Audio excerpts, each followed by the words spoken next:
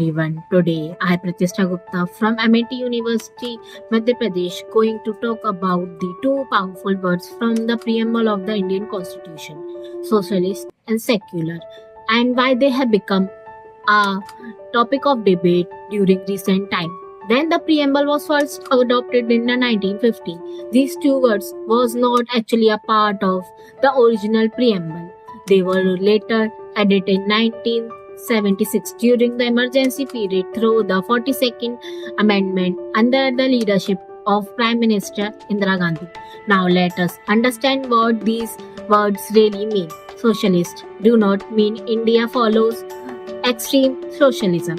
It simply means the government aim to reduce inequality and support the welfare of all citizens, especially the poor.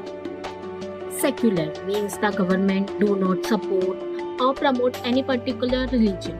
Every person in India is free to follow any faith or even no faith at all, and that protected by the constitution.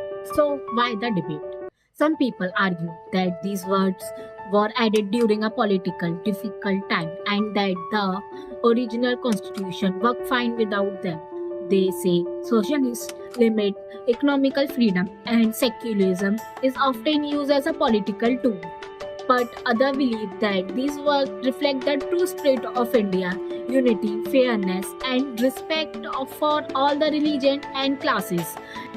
In fact, the Supreme Court has made it clear in the Keshwanand Bharti case. It ruled that the preamble is a part of the constitution, basic structure, and can't be changed. So whether or not these words were added later, their values, equality, justice, and freedom have always been a part of Indian identity.